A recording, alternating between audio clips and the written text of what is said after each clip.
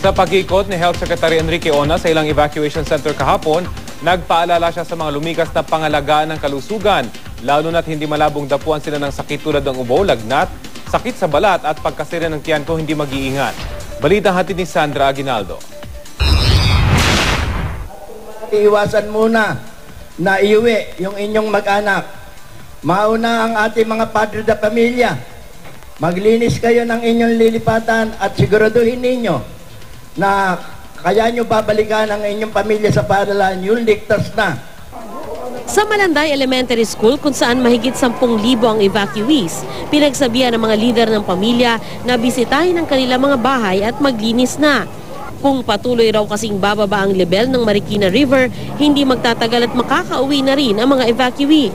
Pero nang bisitahin namin ang mga binahang barangay, nalaman naming marami nang nakauwi.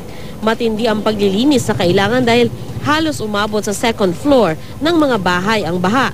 Kabisado na raw nila ang Marikina River at alam nila kung kailan sila lilikas.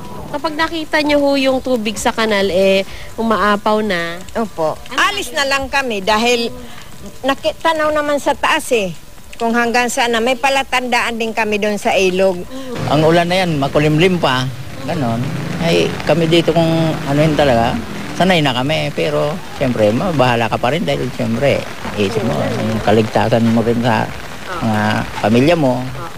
Naglibot naman si Health Secretary Enrique Ona sa ilang evacuation center dito at nagdala ng mga gamot. Babala ni Ona, hindi malabong magkaroon ng mga sakit ang mga nagsilikas gaya ng ubo, lagnat, sakit sa balat at pagkasira ng tiyan. Kailangan din daw ng mga portalet sa evacuation centers dahil hindi sapat ang palikuran sa rami ng nagsilikas.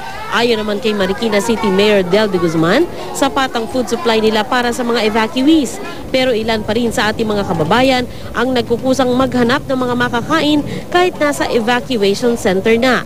Si George nang huli ng tilapia sa Marikina River para sa asawa at 4 na anak na iniwan niya sa evacuation center. Sandra Aguinaldo, GMA News.